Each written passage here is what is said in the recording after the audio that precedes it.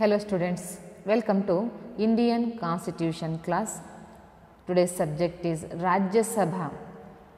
ರಾಜ್ಯಸಭೆಯ ರಚನಾಕ್ರಮ ಮತ್ತು ಅದರ ಅಧಿಕಾರ ಕಾರ್ಯಗಳ ಕುರಿತು ನಾವಿಲ್ಲಿ ಅಭ್ಯಾಸ ಮಾಡಬೇಕಿದೆ. ಜೊತೆಗೆ ಈಗಾಗಲೇ ಏನಪ್ಪ ಅಂತಂದ್ರೆ ನಾವು ಸಂಸತ್ತಿನ ಕೆಳಮನೆಯಾದಂತಹ ಲೋಕಸಭೆ ಮತ್ತು ಅದರ ಅಧಿಕಾರ ಕಾರ್ಯಗಳ ಕುರಿತು ಈಗಾಗಲೇ ತಿಳ್ಕೊಂಡಿದ್ದೀರಿ. ಇನ್ನು ಸಂಸತ್ತಿನ ಮೇಲ್ಮನೆಯ ಕುರಿತು ನಾವಿಲ್ಲಿ ಅಭ್ಯಾಸ ಮಾಡ್ತಾ ಇದ್ದೀವಿ. ಆ ಮೇಲ್ಮನೆ ಯಾವುದು ಅಂತಂದರೆ ರಾಜ್ಯಸಭೆ. First one, composition. The Rajya Sabha has A maximum of 250 members. ರಾಜ್ಯಸಭೆ ಸದಸ್ಯರ ಸಂಖ್ಯೆ ಅತಿ ಹೆಚ್ಚು ಅಂತಂದರೆ 250 ಇರಬೇಕು ಅನ್ನುವಂತಹ ಒಂದು ವ್ಯವಸ್ಥೆ ಇದೆ. But the Rajya Sabha at present has 245 seats. Of these, 233 members represent the states and the union territories. 12 members are nominated by the president on the basis of their special knowledge or practical experience in fields such as literature, science, arts, sports and social service. ಇಡೀ ಒಂದು ರಾಜ್ಯಸಭೆ ಸದಸ್ಯರ ಸಂಖ್ಯೆಯನ್ನು ನಾವಿಲ್ಲಿ 250 ಇರಬೇಕು ಅನ್ನೋದು ಸಂವಿಧಾನ ಹೇಳಿದರೂ ಕೂಡ ಪ್ರಸ್ತುತ ರಾಜ್ಯಸಭೆ ಸದಸ್ಯರ ಸಂಖ್ಯೆ 245 ಇದೆ ಅನ್ನೋದನ್ನು ನೀವು ನೆನಪಿನ ಇಟ್ಕೊಳ್ಬೇಕು. ಇರುವಂಥ 245 ಜನ ಸದಸ್ಯರನ್ನು ಯಾವ ರೀತಿಯಾಗಿ ನಾವು ಆಯ್ಕೆ ಮಾಡ್ತಾ ಇದ್ದೀವಿ ಅಂತಂದರೆ 245ರಲ್ಲಿ 233 ಸದಸ್ಯರನ್ನು ಭಾರತದ ಪ್ರತಿ ರಾಜ್ಯ ಮತ್ತು ಕೇಂದ್ರಾಡಳಿತ ಪ್ರದೇಶಗಳಿಂದ ನಾವು ಆಯ್ಕೆ ಮಾಡ್ತಾ ಇದ್ದೀವಿ. ಅಂದರೆ ರಾಜ್ಯಗಳು ದೊಡ್ಡ ಪ್ರಮಾಣದಲ್ಲಿದ್ದು ಅಂತಂದರೆ ಸದಸ್ಯರ ಸಂಖ್ಯೆ ಹೆಚ್ಚಿಗೆ ಇರ್ಬೋದು, ಚಿಕ್ಕ ಪ್ರಮಾಣದಲ್ಲಿದ್ದು ಅಂತಂದರೆ ಕಡಿಮೆ ಸದಸ್ಯರ ಸಂಖ್ಯೆಯನ್ನು ನಾವಲ್ಲಿ ನಿಗದಿಪಡಿಸಬೇಕಾಗ್ತಾ ಇದೆ. ಹಾಗೆ ಪ್ರತಿ ರಾಜ್ಯಗಳಿಂದ ಆಯ್ಕೆಯಾದಂಥ ರಾಜ್ಯ ಮತ್ತು ಕೇಂದ್ರಾಡಳಿತ ಪ್ರದೇಶಗಳಿಂದ ಆಯ್ಕೆಯಾಗಿ ಹೋದಂಥವರು 233 ಜನ ಸದಸ್ಯರು ಅಂತ ಕರಿತೀವಿ. ಇನ್ನುಳಿದ 12 ಜನ ಸದಸ್ಯರು 245ರಲ್ಲಿ 233 ಜನ ಆಯಾ ರಾಜ್ಯ ಮತ್ತು ಕೇಂದ್ರಾಡಳಿತ ಪ್ರದೇಶಗಳಿಂದ ಆಯ್ಕೆಯಾದರೆ ಉಳಿದ 12 ಜನ ಸದಸ್ಯರನ್ನು ರಾಷ್ಟ್ರಪತಿಗಳು ನೇಮಕ ಮಾಡ್ತಾ ಇದ್ದಾರೆ. ಯಾವುದು ಅಂದರೆ ಸಾಹಿತ್ಯ, ಕಲೆ, ವಿಜ್ಞಾನ, ಕ್ರೀಡೆ ಮತ್ತು ಸಮಾಜ ಸೇವೆಗಳಲ್ಲಿ ಉನ್ನತ ಪರಿಣಿತಿಯನ್ನು ಉನ್ನತ ಸಾಧನೆಯನ್ನು ಗೈದಂಥ ಕೆಲವು ಮಹನೀಯರನ್ನು ಆಯ್ಕೆ ಮಾಡುವಂಥ ಒಂದು ವಿಧಾನ ರಾಷ್ಟ್ರಪತಿಯವರಿಗೆ ವಹಿಸಿಕೊಟ್ಟಿದ್ದೀವಿ. ಅಂದರೆ ಅದಕ್ಕಾಗಿ ನಾವು ಏನಂತ ಕರಿತೀವಿ ಅಂದರೆ ರಾಜ್ಯಸಭೆಗೆ ಒಂದು ಬುದ್ಧಿವಂತರ ಸದನ ಅಥವಾ ಹಿರಿಯರ ಸದನ ಅಂತೇಳಿ ಕರಿತೀವಿ. ಅಂದರೆ ರಾಜ್ಯಸಭೆಯಲ್ಲಿ ಆಯ್ಕೆಯಾಗಿ ಹೋಗತಕ್ಕಂಥ ಪ್ರತಿಯೊಬ್ಬರು ಕೂಡ ಇಲ್ಲಿ ಪ್ರತಿಯೊಂದು ರಂಗಗಳಲ್ಲಿ ಉನ್ನತ ಸಾಧನೆಯನ್ನು ಮಾಡಿದಂಥವರೇ ಆಗಿರೋದ್ರಿಂದ ಅದಕ್ಕೆ ನಾವೇನು ಕರಿತೀವಿ, ಹಿರಿಯರ ಸದನ ಅಂತೇಳಿ ನಾವು ಕರಿತೀವಿ. ಅಥವಾ second chamber of the parliament ಅಂತ ಕರಿತೀವಿ. ಎರಡನೆಯ ಸದನ, ಸಂಸತ್ತಿನ ಎರಡನೆಯ ಸದನ ರಾಜ್ಯಸಭೆ ಅನ್ನುವಂಥದ್ದನ್ನು ಕೂಡ ನಾವಿಲ್ಲಿ ತಿಳ್ಕೊಳ್ಬಹುದು. ನೆಕ್ಸ್ಟ್ ಇನ್ನು ಕ್ವಾಲಿಫಿಕೇಷನ್ಸ್. ರಾಜ್ಯಸಭೆಯ ಸದಸ್ಯರಾಗ ಬಯಸುವಂಥವರ ಒಂದು ಅರ್ಹತೆಗಳ ಕುರಿತು ನಾವಿಲ್ಲಿ ಅಭ್ಯಾಸ ಮಾಡ್ತೀವಿ. First one, he must be A citizen of India. He should be A citizen of India ಅನ್ನುವಂಥ ರೀತಿಯಲ್ಲಿ ನಾವು ಕರಿತಾ ಇದ್ದೀವಿ. ಅಂದರೆ ಭಾರತದ ಪ್ರಜೆಯಾಗಿರಬೇಕು ಅನ್ನುವಂಥದ್ದು ಕಂಪಲ್ಸರಿ ಆದಂಥ ಕ್ವಾಲಿಫಿಕೇಷನ್. ಯಾವುದೇ ಒಂದು ರಾಜಕೀಯದಲ್ಲಿ ಪ್ರವೇಶವನ್ನು ಮಾಡಬೇಕಾದ್ರೆ, ಚುನಾವಣೆಯನ್ನು ಫೇಸ್ ಮಾಡಬೇಕಾದ್ರೆ ನೀನೊಬ್ಬ ಈ ದೇಶದ ಪ್ರಜೆಯಾಗಿರಲೇಬೇಕು ಅನ್ನೋದನ್ನು ನಾವು ತಿಳ್ಕೊಳ್ತೀವಿ. Next second one, he should have completed not less than 30 years of the age.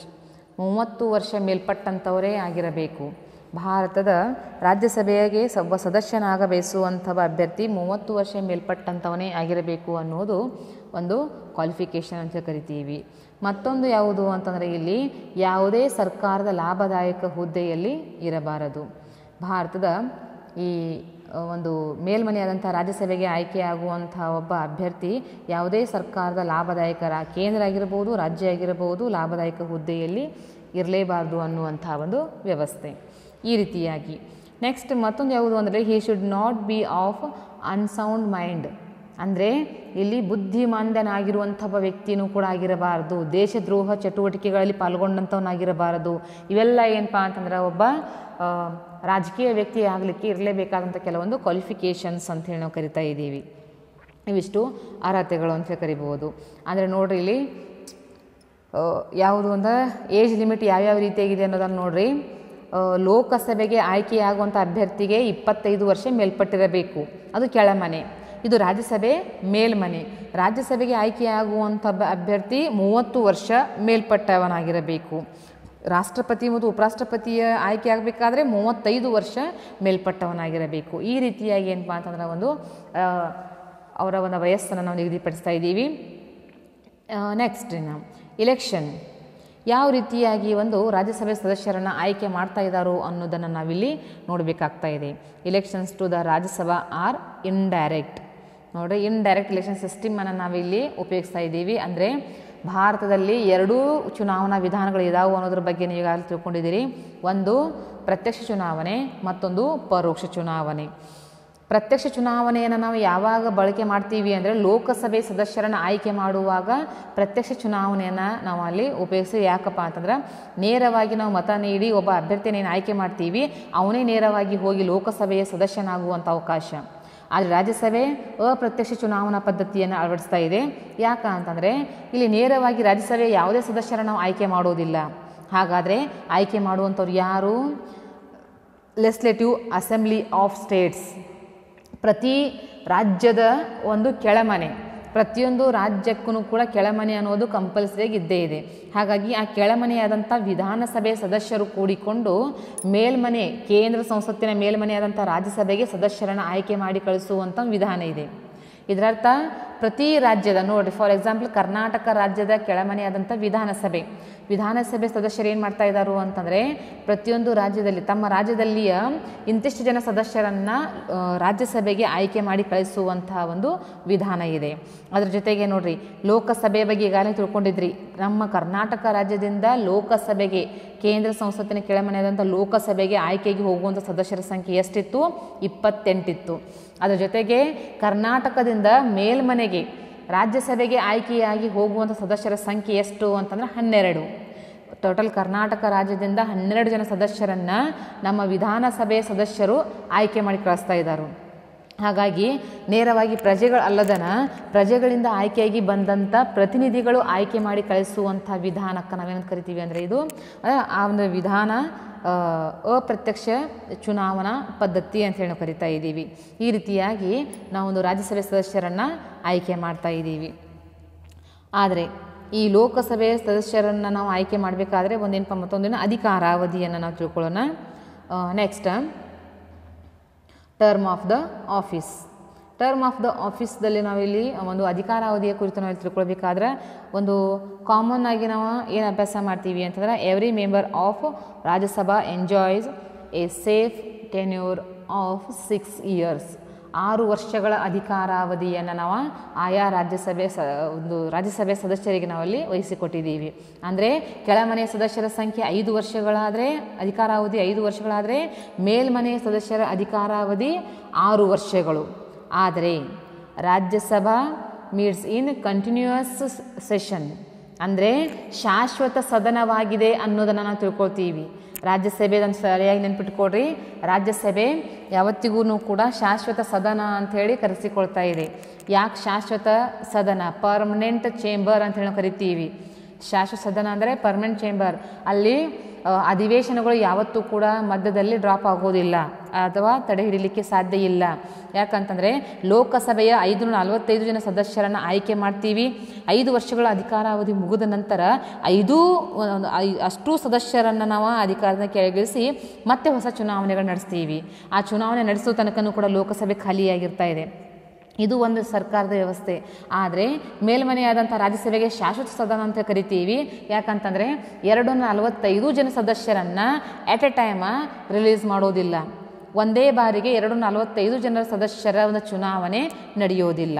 ಯಾವ ರೀತಿಯಾಗಿ ನಡೀತಾ ಇದೆ ಅನ್ನೋದನ್ನು ನಾವಿಲ್ಲಿ ನೋಡಬೇಕಾದ್ರೆ ಇಲ್ಲಿ ಮುಖ್ಯವಾಗಿ ನಾವು ಏನಪ್ಪ ಅಂತಂದರೆ ಇಲ್ಲಿ 1/3 members retired on expiry of every 2nd year. ಇಲ್ಲಿ 1/3 ಜನ ಸದಸ್ಯರು ಪ್ರತಿ 2 ವರ್ಷಗಳಿಗೊಮ್ಮೆ ರಿಟೈರ್ಡ್ ಆಗ್ತಾ ಇದ್ದಾರೆ. ಯಾವ ರೀತಿಯಾಗಿ ರಿಟೈರ್ಡ್ ಆಗ್ತಾ ಇದ್ದಾರೆ ಅಂತಂದರೆ ಇಲ್ಲಿ ಈಗಾಗಲೇ ಹೇಳಿದಂಗೆ ಅವರ ಅಧಿಕಾರಾವಧಿ 6 ವರ್ಷಗಳು. 6 ವರ್ಷಗಳಾದ ನಂತರದಲ್ಲಿ ಯಾವ ಸದಸ್ಯರ ಅಧಿಕಾರಾವಧಿ 6 ವರ್ಷಗಳು ಕಂಪ್ಲೀಟ್ ಆಗ್ತದನೋ ಆ ಒಂದು 6 ವರ್ಷಗಳು ಕಂಪ್ಲೀಟ್ ಆದಂಥ ಒಂದು ಖಾಲಿ ಇದ್ದಂಥ ಸ್ಥಾನಗಳಿಗೆ ಮಾತ್ರ ಇಲ್ಲಿ ಚುನಾವಣೆ ನಡೀತಾ ಇದ್ದಾವೆ. ಅದು ಯಾವ ರೀತಿಯಾಗಿ ಆಗ್ತಾ ಇದೆ ಅಂತಂದರೆ 1/3 ಅಂದರೆ 3ರಲ್ಲಿಯೇ ಒಬ್ಬರು, 30ರಲ್ಲಿ 10 ಜನ. ಈ ರೀತಿಯಾಗಿ ಏನಂತಂದರೆ ಇಲ್ಲಿ ಪ್ರತಿ 2 ವರ್ಷಕ್ಕೊಮ್ಮೆ ಸುಮಾರು ಒಂದು 80ರಿಂದ 82 ಜನ ಸದಸ್ಯರು ಇಲ್ಲಿ ಪ್ರತಿ 2 ವರ್ಷಕ್ಕೊಮ್ಮೆ ರಿಟೈರ್ಡ್ ಆದಾಗ ಅಷ್ಟು ಸ್ಥಾನಗಳಿಗೆ ಮಾತ್ರ ಚುನಾವಣೆಗಳು ನಡೆದು ಅಲ್ಲಿ ಆಯ್ಕೆ ಪ್ರಕ್ರಿಯೆ ನಡೀತಾ ಇದೆ. ಆದರೆ ಇನ್ನುಳಿದ ಸದಸ್ಯರು ಅಲ್ಲಿ ಅಧಿವೇಶನಗಳು ನಡೆಸ್ತಾನೆ ಹೋಗಬೇಕು. ಆ ಸ್ಥಾನ ಖಾಲಿ ಇದೆ ಅನ್ನೋ ಕಾರಣಕ್ಕಾಗಿ ಅವರ ನೇಮಕ್ಕಾಗಿ ಬರೋ ತನಕನೂ ಕೂಡ ಮಧ್ಯದಲ್ಲಿ ನಿಲ್ಲಿಸುವಂಗಿಲ್ಲ. ಯಾಕಂತ ಅದಕ್ಕೆ ನಾವು ಕರಿತೀವಿ, ಅದಕ್ಕೆ ಶಾಶ್ವತ ಸದನ ಅಂತೇಳಿ ನಾವು ಕರಿತಾ ಇದ್ದೀವಿ. ಇದು ರಾಜ್ಯಸಭೆಯ ಸದಸ್ಯರ ಒಂದು ನಿಯಮ ಅಂತ ಕರಿಬೋದು. ಯಾಕಂತಂದರೆ ಇರುವಂಥವ್ರು ಮಾತ್ರ ಅಲ್ಲಿ ಕಂಪಲ್ಸರಿಯಾಗಿ ಅವರಿಗೆ ಅಧಿಕಾರವನ್ನು ಅಥವಾ ಒಂದು ಅಧಿವೇಶನಗಳನ್ನ ನಡೆಸ್ತಾನೆ ಹೋಗಬೇಕಾಗ್ತಾ ಇದೆ. ಜೊತೆಗೆ ಅವರ ಅಧಿಕಾರಾವಧಿಯನ್ನು ಕೇಳ್ತಾ ಬಂದರೆ ನಾವು 6 ವರ್ಷಗಳ ಅಧಿಕಾರಾವಧಿ ಅನ್ನೋದನ್ನು ನಾವಲ್ಲಿ ನಿಗದಿಪಡಿಸ್ತಾ ಇದ್ದೀವಿ. ನೆಕ್ಸ್ಟ್ ಚೇರ್ಮನ್ ಆಫ್ ರಾಜ್ಯಸಭಾ, ರಾಜ್ಯಸಭೆಯ ಸಭಾಪತಿ, ಸಭಾಧ್ಯಕ್ಷ ಅಥವಾ ಸ್ಪೀಕರ್ ಅಂಥೇಳಿ ನಾವು ಕರಿತಾ ಇದ್ದೀವಿ. ಚೇರ್ಮನ್ ಅಥವಾ ಸ್ಪೀಕರ್ ಅನ್ನುವಂಥವರು ಯಾರಾಗಿರ್ತಾ ಇದ್ದಾರೋ, the vice president of India is a ex officio chairman of Rajya Sabha. ಇಲ್ಲಿ ಈಗಾಗಲೇ ನೀವು ಅದನ್ನು ಅಭ್ಯಾಸ ಮಾಡಿದ್ದೀರಿ. ನೀವು ಉಪರಾಷ್ಟ್ರಪತಿಯವರನ್ನು, ವೈಸ್ ಪ್ರೆಸಿಡೆಂಟ್ ಅವರ ಒಂದು ಪೊಸಿಷನ್ದ ಬಗ್ಗೆ ತಿಳ್ಕೊಳ್ಳುವಂಥ ಸಂದರ್ಭದಲ್ಲಿ ಅಭ್ಯಾಸ ಮಾಡಿದ್ದೀರಿ. ಉಪರಾಷ್ಟ್ರಪತಿಯ ಪ್ರಮುಖ ಕೆಲಸನ ಏನು ಅಂತಂದ್ರೆ ರಾಜ್ಯಸಭೆಯ ಸಭಾಪತಿಯಾಗಿ ಕಾರ್ಯನಿರ್ವಹಣೆ ಮಾಡುವಂಥದ್ದು. ಹಾಗಾದರೆ ರಾಜ್ಯಸಭೆಯ ಸಭಾಪತಿಯಾಗಿ ಉಪರಾಷ್ಟ್ರಪತಿಯವರೇ ಅಧಿಕಾರವನ್ನು ನಡೆಸುವಂಥದ್ದು ಅನ್ನುವಂಥದ್ದನ್ನು ನಾವಿಲ್ಲಿ ತಿಳ್ಕೊತಾ ಇದ್ದೀವಿ. ಇದಿಷ್ಟು ರಾಜ್ಯಸಭೆಯ ಒಬ್ಬ ಸಭಾಪತಿಗಳು. ಈಗಾಗಲೇ ಅಭ್ಯಾಸ ಮಾಡಿದ್ದೀರಿ. ರಾಜ್ಯಸಭೆಯ ಸಭಾಪತಿಗಳು ಅಂದರೆ ಲೋಕಸಭೆಯ ಸಭಾಪತಿಯ ಜವಾಬ್ದಾರಿಗಳಷ್ಟೇ ಅಂದರೆ ಸರಿಸಮಾನವಾದಂಥ ಜವಾಬ್ದಾರಿಗಳನ್ನು ರಾಜ್ಯಸಭೆಯ ಸಭಾಪತಿನೂ ಕೂಡ ಇಲ್ಲಿ ನಿರ್ವಹಿಸುವಂಥದ್ದು ಅನ್ನೋದನ್ನು ನಾವು ತಿಳ್ಕೊಳ್ತಾ ಇದ್ದೀವಿ. ಈ ರೀತಿಯಾಗಿ ಒಂದು ರಾಜ್ಯಸಭೆಯ ರಚನಾಕ್ರಮ ಅನ್ನೋದು ಇಲ್ಲಿಗೆ ಕಂಪ್ಲೀಟ್ ಆಗ್ತಾ ಇದೆ. ಜೊತೆಗೆ ಇನ್ನು ಅವರ ಅಧಿಕಾರ ಮತ್ತು ಕಾರ್ಯಗಳ ಕುರಿತು ನಾವಿಲ್ಲಿ ಅಭ್ಯಾಸ ಮಾಡಬೇಕಾಗ್ತಾ ಇದೆ. ನೆಕ್ಸ್ಟ್ ರಾಜ್ಯಸಭೆಯ ಅಧಿಕಾರ ಮತ್ತು ಕಾರ್ಯಗಳು. ಈ ರಾಜ್ಯಸಭೆಯ ಅಧಿಕಾರ ಮತ್ತು ಕಾರ್ಯಗಳಲ್ಲಿ ಫಸ್ಟ್ ಒನ್ ಲೆಜಿಸ್ಲೇಟಿವ್ ಫಂಕ್ಷನ್ಸ್, ಶಾಸನೀಯ ಕಾರ್ಯಗಳು. ಈಗಾಗಲೇ ನಾವು ಪಾರ್ಲಿಮೆಂಟದ ಒಂದು ಕಾರ್ಯಗಳನ್ನು ಒಂದ್ಸಲ ನಾವು ಲೋಕಸಭೆ ಬಗ್ಗೆ ಅಭ್ಯಾಸ ಮಾಡಿದ್ವಿ ಅಂತಂದ್ರೆ ಆ ಅಭ್ಯಾಸ ಮಾಡುವಾಗಲೇ ಗೊತ್ತಾಗ್ತಾ ಇದೆ ರಾಜ್ಯಸಭೆಯ ಶಾಸನೀಯ ಅಧಿಕಾರಗಳು ಯಾವ ಇದ್ದವು ಅನ್ನೋದು ನಮಗಲ್ಲಿ ಈಗಾಗಲೇ ನೀವು ಅಭ್ಯಾಸ ಮಾಡ್ತಾ ಬಂದಿದ್ರಿ. ಶಾಸನೀಯ ಅಧಿಕಾರಗಳಲ್ಲಿ ರಾಜ್ಯಸಭೆಗೆ ಕೊಟ್ಟಂಥ ಅಧಿಕಾರಗಳು ಯಾವುವು ಅಂತಂದರೆ ನಾವು ಈಗಾಗಲೇ ಅಭ್ಯಾಸ ಮಾಡಿರುವಂಗೆ ಲೋಕಸಭೆ ಮತ್ತು ರಾಜ್ಯಸಭೆ ಎರಡಕ್ಕೂ ಕೂಡ ಸರಿಸಮಾನವಾದಂಥ ಶಾಸನೀಯ ಅಧಿಕಾರಗಳನ್ನ ಕೊಟ್ಟಿದ್ದೀವಿ. ಅಂದರೆ ಶಾಸನಗಳನ್ನು ರಚನೆ ಮಾಡುವಂಥದ್ದು ಲೋಕಸಭೆನೂ ಆಗಿರ್ಬೋದು, ರಾಜ್ಯಸಭೆನೂ ಆಗಿರಬಹುದು. ಆದರೆ ಒಂದು ನಿಯಮದ ಪ್ರಕಾರ ಅಂದರೆ ಪ್ರಜಾಪ್ರತಿನಿಧಿ ಸರ್ಕಾರ ಅಂತೇಳಿ ಏನು ಕರಿತೀವಿ, ಆ ಒಂದು ನಿಯಮಕ್ಕೆ ಬದ್ಧರಾಗಿ ನಮ್ಮ ಇಲ್ಲಿ ಸರ್ಕಾರ ಏನು ಮಾಡ್ತಾ ಇದೆ ಅಂತಂದರೆ ಲೋಕಸಭೆಗೆ ಶಾಸನ ರಚನೆ ಮಾಡುವಂಥ ಹೆಚ್ಚಿನ ಅಧಿಕಾರವನ್ನು ಅದಾಗೆ ಕೊಟ್ಟುಬಿಟ್ಟಿದೆ. ಹಾಗಾಗಿ ಲೋಕಸಭೆ ಶಾಸನ ರಚನೆ ಮಾಡುವಂಥ ಅಧಿಕಾರವನ್ನು ಹೊಂದಿರ್ತಾ ಇದೆ. ತಾನು ರಚನೆ ಮಾಡಿರುವಂಥ ಶಾಸನವನ್ನು ಮೇಲ್ಮನೆಗೆ ಕಳಿಸಿದಾಗ, ಮೇಲ್ಮನೆ ಅಂದರೆ ರಾಜ್ಯಸಭೆಗೆ ಕಳಿಸಿದಾಗ ರಾಜ್ಯಸಭೆ ಏನು ಮಾಡ್ತಾ ಇದೆ ಅಂದರೆ ಆ ಶಾಸನಗಳನ್ನು ಅನುಮತಿ, ಆ ಒಂದು ಮಸೂದೆಗೆ ಒಪ್ಪಿಗೆ ಕೊಡಬೇಕಾಗ್ತಾ ಇದೆ. ಒಪ್ಪಿಗೆ ಅದು ಸರಿ ಅನ್ನಿಸ್ಲಿಲ್ಲ ಅಂತಂದರೆ ಒಂದು ಬಾರಿ ಲೋಕಸಭೆಗೆ ಮರಳಿ ಕಳಿಸುವಂಥ ಅಧಿಕಾರ ರಾಜ್ಯಸಭೆಗೆ ಹೊಂದಿದೆ. ಒಂದು ಸಲ ಕಳಿಸಿದ ನಂತರದಲ್ಲಿ ಮತ್ತೆ ನಮ್ಮ ಕಡೆಗೆ ಏನಪ್ಪ ಅಂತಂದ್ರೆ ಆ ಒಂದು ಮಸೂದೆ ಬಂತು ಅಂದರೆ ಅದನ್ನು ಮರಳಿ ಕಳಿಸುವಂಥ ಅಧಿಕಾರ ರಾಜ್ಯಸಭೆಗೆ ಇಲ್ಲ. ಹಾಗಾದರೆ ಏನಿದೆ, ಅದನ್ನು 6 ತಿಂಗಳವರೆಗೆ ತಡೆ ಹಿಡಿಯುವಂಥ ಜವಾಬ್ದಾರಿ ಮಾತ್ರ ಇದೆ. 6 ತಿಂಗಳ ಒಳಗಾಗಿ ಅದಕ್ಕೆ ಅನುಮತಿಯನ್ನು ಕೊಡಲೇಬೇಕು. ಕೊಡದೇ ಇದ್ದಾಗ ಮತ್ತೇನಾಗ್ತದಪ್ಪ ಅಂತಂದ್ರೆ ಅದು ರಾಜ್ಯಸಭೆ ಅನುಮತಿ ಕೊಡ್ತು ಅನ್ನುವಂಥ ಆಧಾರವನ್ನು ಇಟ್ಟುಕೊಂಡು ಅದನ್ನು ಪಾಸ್ ಮಾಡ್ತಾ ಇದೆ. ಒಂದು ರಾಷ್ಟ್ರಪತಿಗೆ ಸೈನ್ಗೋಸ್ಕರ ಅದನ್ನು ಆ ಮಸೂದೆಯನ್ನು ಪಾಸ್ ಮಾಡ್ತಾ ಇದೆ. ಇದರರ್ಥ ರಾಜ್ಯಸಭೆಯ ಒಪ್ಪಿಗೆ ಕಂಪಲ್ಸರಿ ಬೇಕು ಅಂತ ಹೇಳ್ತಾ ಇದೆ. ಆದರೆ ರಾಜ್ಯಸಭೆ ಯಾವುದೇ ಶಾಸನಗಳನ್ನು, ಯಾವುದೇ ಮಸೂದೆಗಳನ್ನು ತಿರಸ್ಕರಿಸುವಂಥ ಅಧಿಕಾರ ಇಲ್ಲ ಅನ್ನೋದು ಕೂಡ ಈ ಒಂದು ಮಾತಿನಿಂದ ನಮಗಲ್ಲಿ ಸ್ಪಷ್ಟವಾಗ್ತಾ ಇದೆ. Next second one executive functions, ಕಾರ್ಯಾಂಗೀಯ ಅಧಿಕಾರಗಳು, ಕಾರ್ಯಾಂಗೀಯ ಕಾರ್ಯಗಳಂತ ಅನ್ಬೋದು ಅಥವಾ ಕಾರ್ಯಾಂಗದ ಮೇಲೆ ನಿಯಂತ್ರಣ ಅಂತ ಅನ್ಬೋದು. ಲೋಕಸಭೆಯಷ್ಟೇ ರಾಜ್ಯಸಭೆಯೂ ಕೂಡ ಕಾರ್ಯಾಂಗದ ಮೇಲೆ ನಿಯಂತ್ರಣ ಹೊಂದಿದೆ ಅಂತಂದರೆ ಇಲ್ಲ, ಹೊಂದಿದೆ, ಆದರೆ ಸ್ವಲ್ಪ ಪ್ರಮಾಣದಲ್ಲಿ ಕಡಿಮೆ ಅಂತ ಕರಿತೀವಿ. ಯಾಕಂತಂದರೆ ಶಾಸನ ರಚನೆ ಮಾಡುವಂಥ ಸರ್ಕಾರ ಅಂತ ಕರೆಸಿಕೊಳ್ಳುವಂಥ ಲೋಕಸಭೆ ಸದಸ್ಯರು ಕಾರ್ಯಾಂಗದ ಮೇಲೆ ನೇರವಾಗಿ ನಿಯಂತ್ರಣ ಹೊಂದಬಹುದು, ರಾಜ್ಯಸಭೆಯವರು ಕೂಡ ಹೊಂದಬಹುದು. ಆದರೆ ಲೋಕಸಭೆಯಷ್ಟು ಹೆಚ್ಚಿನ ಅಧಿಕಾರ ಹೊಂದಿಲ್ಲ ಅನ್ನೋದನ್ನು ಕೂಡ ನಾವು ತಿಳ್ಕೊಳ್ಬೇಕಾಗ್ತಾ ಇದೆ. Next third one financial powers, ಹಣಕಾಸಿನ ಕಾರ್ಯಗಳು. ಹಾಗಾದರೆ ಹಣಕಾಸಿನ ಕಾರ್ಯಗಳು ಏನು ಕೊಟ್ಟಿದ್ದಾರಪ್ಪ ಅಂತಂದರೆ ಇಲ್ಲಿ ರಾಜ್ಯಸಭೆಗೆ ಯಾವುದೇ ಹಣಕಾಸಿನ ಅಧಿಕಾರವನ್ನು ನಾವಿಲ್ಲಿ ಕೊಟ್ಟಿಲ್ಲ. ಯಾವ ಅಧಿಕಾರವನ್ನು ಕೊಟ್ಟಿದ್ದೀವಿ ಅಂತಂದರೆ ಬರೀ ರಾಜ್ಯಸಭೆಗೆ ಬಂದಂಥ ಹಣಕಾಸಿನ ಮಸೂದೆಗೆ ಅನುಮತಿಯನ್ನು ಕೊಡಬಹುದು ಅಥವಾ 14 ದಿನಗಳವರೆಗೆ ಅದನ್ನು ತಡೆ ಹಿಡಿಯುವಂಥ ಅಧಿಕಾರ ಇದೆ. ಮತ್ತೊಂದು ಸಲ ಸ್ಪಷ್ಟ ತಿಳ್ಕೊಡ್ರಿ, ನಾಳೆ ನಿಮಗೊಂದು ಕ್ವಶನ್ ಇದು ಇಂಪಾರ್ಟೆಂಟ್ ಆಗ್ಬೋದು. ರಾಜ್ಯಸಭೆಯ ಒಂದು ಹಣಕಾಸಿನ ಅಧಿಕಾರಗಳು ರಾಜ್ಯಸಭೆಗೆ ಯಾವುದೂ ಇಲ್ಲ. ಆದರೆ ಶಾಸನೀಯ ಮಸೂದೆಗಳನ್ನು 6 ತಿಂಗಳವರೆಗೆ ತಡೆ ಹಿಡಿಬಹುದು. ಆದರೆ ಹಣಕಾಸಿನ ಮಸೂದೆಗಳನ್ನು ಕೇವಲ 14 ದಿನಗಳವರೆಗೆ ಮಾತ್ರ ತಡೆ ಹಿಡಿಬಹುದು. ಇದೊಂದು ಮಾತ್ರ ನೆನಪಿನಲ್ಲಿ ಇಟ್ಕೊಳ್ರಿ. 14 ದಿನಗಳ ನಂತರದಲ್ಲಿ ಅದನ್ನು ತಡೆ ಹಿಡಿಲಿಕ್ಕೆ ಅವಕಾಶ ಇಲ್ಲ ಅನ್ನೋದನ್ನು ನಾವು ತಿಳ್ಕೊಳ್ತಾ ಇದ್ದೀವಿ. ಆದರೆ ಲೋಕಸಭೆಯ ಅನುಮತಿ ಇಲ್ಲದೇ ರಾಜ್ಯಸಭೆ 1 ರೂಪಾಯಿಯೂ ಕೂಡ ಒಂದು ಕೇಂದ್ರ ಸರ್ಕಾರದ ಒಂದು ಹಣಕಾಸಿನ ನಿಧಿಯಿಂದ ಬಿಡುಗಡೆ ಮಾಡುವಂಥ ಸ್ವಾತಂತ್ರ್ಯ ಇಲ್ಲವೇ ಇಲ್ಲ. ಹಾಗಾದರೆ ಒಂದು ಸೈನಿಂಗ್ ಅಥಾರಿಟಿಯನ್ನು ಮಾತ್ರ ರಾಜ್ಯಸಭೆ ಕೊಟ್ಟಿದೆಯೇ ಹೊರತಾಗಿ ಇನ್ನುಳಿದ ಹಣಕಾಸಿನ ಅಧಿಕಾರ ಯಾವುದನ್ನು ಕೂಡ ಅಲ್ಲಿ ಕೊಟ್ಟಿಲ್ಲ. ನೆಕ್ಸ್ಟ್ ಜುಡಿಷಿಯಲ್ ಪವರ್ಸ್, ಒಂದು ನ್ಯಾಯಿಕ ಕಾರ್ಯಗಳು ಅಥವಾ ಅಧಿಕಾರಗಳು ಅಂತ ಹೇಳಿ ನಾವು ಕರಿತಾ ಇದ್ದೀವಿ. ನ್ಯಾಯಿಕ ಅಧಿಕಾರಗಳು ಅಂತಂದರೆ ಇಲ್ಲಿ ಒಬ್ಬ ರಾಷ್ಟ್ರಪತಿಯವರನ್ನು, ಉಪರಾಷ್ಟ್ರಪತಿಯವರನ್ನು, ಸುಪ್ರೀಂ ಕೋರ್ಟಿನ ಮುಖ್ಯ ನ್ಯಾಯಾಧೀಶರನ್ನು ಇವರನ್ನು ಅಧಿಕಾರದಿಂದ ತೆಗೆದು ಹಾಕಬೇಕಾದ್ರೆ ಅಲ್ಲಿ ಮೊದಲು ಮೇಲ್ಮನೆ ಮತ್ತು ಕೆಳಮನೆಗಳಲ್ಲಿ 2 ಸದನಗಳನ್ನು ಒಟ್ಟಿಗೆ ಕೂಡಿಸಿ 2/3 ಬಹುಮತದಿಂದ ಒಂದು ಶಾಸನ, ಒಂದು ಕಾಯ್ದೆ ಪಾಸಾಗಬೇಕು. ಏನು ಪಾಸಾಗಬೇಕು ಅಂದರೆ ಈ ಒಬ್ಬ ರಾಷ್ಟ್ರಪತಿ ಅಥವಾ ಒಬ್ಬ ಸರ್ವೋಚ್ಚ ನ್ಯಾಯಾಲಯದ ನ್ಯಾಯಾಧೀಶ ಅಥವಾ ಒಬ್ಬ ಉಪರಾಷ್ಟ್ರಪತಿ ನಮಗೆ ಬೇಡ ಅಂತ ಅನಿಸಿದಾಗ 2/3 ಬಹುಮತ, 2/3 ಮೆಜಾರಿಟಿ ಮೀನ್ಸ್ 3 ಜನರಲ್ಲಿಯೇ 2 ಜನರಾದರೂ ಕೂಡ ಅನುಮತಿ ಕೊಡಬೇಕು ಇವನು ಬೇಡ ಅಂಥೇಳಿ. 300 ಜನರಲ್ಲಿ 200 ಜನ ಸದಸ್ಯರಾದರೂ ಕೂಡ ಈ ಒಬ್ಬ ಸದಸ್ಯ ಬೇಡ ಅಂಥೇಳಿ ಅನುಮತಿ ಕೊಟ್ಟರು ಅಂದರೆ ಆಮೇಲೆ ಆ ಒಂದು ಕಾಯ್ದೆ ಪಾಸಾದ ನಂತರದಲ್ಲಿ ಅಂದರೆ ಸಂಸತ್ತಿನ ಅನುಮತಿ ಬೇಕು ಅನ್ನೋದನ್ನು ಇದರ ಮೂಲಕ ನೀವು ಸ್ಪಷ್ಟವಾಗಿ ತಿಳ್ಕೊಳ್ಬೇಕು. ನೀವು 3 ಜನ ಏನಪ್ಪ ಅಂತಂದ್ರಲ್ಲಿ 300 ಜನರಲ್ಲಿ 200 ಜನ ಸದಸ್ಯರು ಅದು ಬೇಡ ಅಂತಂದಾಗ ಆ ಒಂದು ಕಾಯ್ದೆ ಏನು ಮಾಡಲಾಗ್ತಾ ಇದೆ ಅಂದರೆ ಸರ್ವೋಚ್ಚ ನ್ಯಾಯಾಲಯದಲ್ಲಿ ಪರಿಶೀಲನೆಗೆ ತರಲಾಗ್ತಾ ಇದೆ. ಪರಿಶೀಲನೆ ತಂದ ನಂತರದಲ್ಲಿ ಅವನು ಒಬ್ಬ ತಪ್ಪಿತಸ್ಥ ಗೊತ್ತಾಯಿತು ಅಂದರೆ ಅವನ ಅಧಿಕಾರದಿಂದ ತೆಗೆದು ಹಾಕುವಂಥ ವಿಧಾನ. ಅಂದರೆ ಸುಮ್ಮನೆ ಯಾರಾದರೂ ಒಬ್ಬರು ನೇಮಕ ಮಾಡಿ ಯಾರಾದರೂ ಒಬ್ಬರು ಅಧಿಕಾರನ ತೆಗೆದು ಹಾಕಲಿಕ್ಕೆ ಅವಕಾಶ ಇಲ್ಲ. ಸಂಸತ್ತಿನ ಸ್ಪಷ್ಟ ಅನುಮತಿಯಲ್ಲಿ ಬೇಕೇ ಬೇಕಾಗ್ತಾ ಇದೆ ಅನ್ನೋದನ್ನು ನಾವು ತಿಳ್ಕೊಳ್ತಾ ಇದ್ದೀವಿ. ನೆಕ್ಸ್ಟ್ ಎಲೆಕ್ಟ್ರಲ್ ಫಂಕ್ಷನ್ಸ್ ಅಂತ ಕರಿತೀವಿ. 5th one ಅಂದರೆ ಒಂದು ಚುನಾವಣಾ ಅಧಿಕಾರಗಳು ಅಥವಾ ಚುನಾವಣಾ ಕಾರ್ಯಗಳು ಅಂತ ಹೇಳಿ ನಾವು ಕರಿತಾ ಇದ್ದೀವಿ. ಇನ್ನು ಚುನಾವಣಾ ಕಾರ್ಯಗಳು ಯಾವ ರೀತಿಯಾಗಿ ಅಂತಂದ್ರೆ ರಾಜ್ಯಸಭೆ ಮತ್ತು ಲೋಕಸಭೆ ಸರಿ ಸಮಾನವಾದಂಥ ಅಧಿಕಾರವನ್ನು ಹೊಂದಿದೆ. ಯಾವುದರಲ್ಲಿ? ಚುನಾವಣಾ ಅಧಿಕಾರಗಳಲ್ಲಿ. ಯಾವ ರೀತಿಯಾಗಿ ಅಂತಂದ್ರೆ ಇಲ್ಲಿ ರಾಷ್ಟ್ರಪತಿಯವ್ರನ್ನ ಆಯ್ಕೆ ಮಾಡುವಾಗ ರಾಜ್ಯಸಭೆ, ಲೋಕಸಭೆ ಮತ್ತು ಎಲ್ಲ ರಾಜ್ಯಗಳ ವಿಧಾನಸಭೆ ಸದಸ್ಯರು ಕೂಡಿಕೊಂಡು ಮತದಾನವನ್ನು ಮಾಡ್ತಾ ಇದ್ದರು. ಹಾಗಾಗಿ ಆ ಚುನಾವಣಾ ಕಾರ್ಯದಲ್ಲಿ ರಾಜ್ಯಸಭೆಯನ್ನು ಕೂಡ ಪಾಲ್ಗೊಂಡಿತು.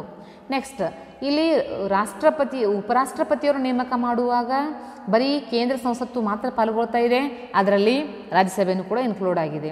ಅಂದರೆ ಉಪರಾಷ್ಟ್ರಪತಿಯವರನ್ನು ಆಯ್ಕೆ ಮಾಡುವಾಗ ರಾಜ್ಯಸಭೆ ಮತ್ತು ಲೋಕಸಭೆ ಸದಸ್ಯರು ಮಾತ್ರ ಇಲ್ಲಿ ಏನಪ್ಪ ಅಂತಂದ್ರೆ ಮತದಾರರಾಗಿ ಪಾಲ್ಗೊಳ್ತಾ ಇರೋದ್ರಿಂದ ಈ ರಾಷ್ಟ್ರಪತಿ, ಉಪರಾಷ್ಟ್ರಪತಿ ಎರಡೂದರ ಚುನಾವಣೆಯಲ್ಲಿ ಚುನಾವಣಾ ಅಧಿಕಾರಗಳನ್ನು ಇಲ್ಲಿ ರಾಜ್ಯಸಭೆ ಸದಸ್ಯರು ಹೊಂದಿದರು ಅನ್ನೋದ್ರ ಬಗ್ಗೆ ನಾವಿಲ್ಲಿ ತಿಳ್ಕೊಳ್ತಾ ಇದ್ದೀವಿ.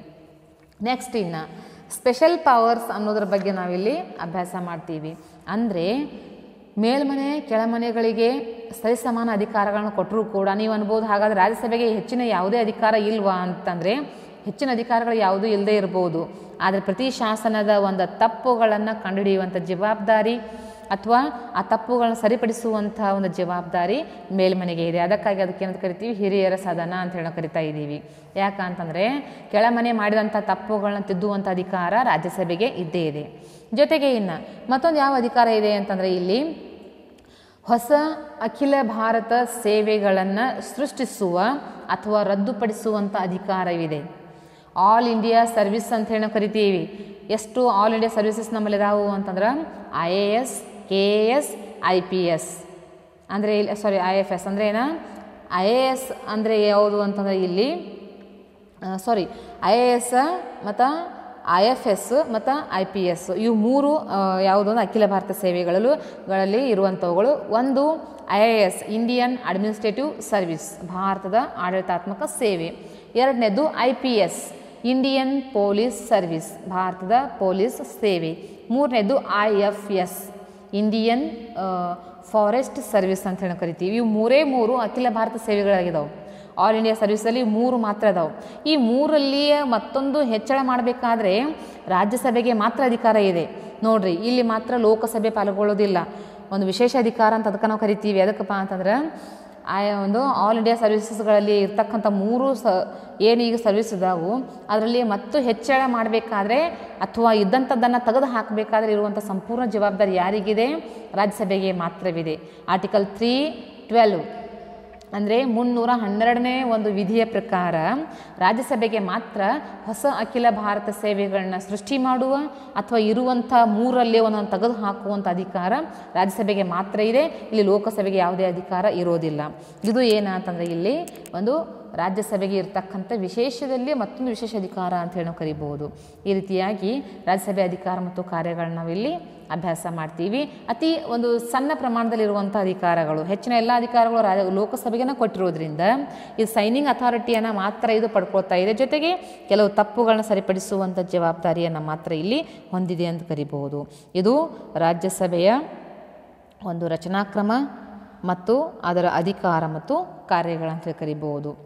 ಇದಿಷ್ಟು ಇವತ್ತಿನ ವಿಷಯ. Thank you students.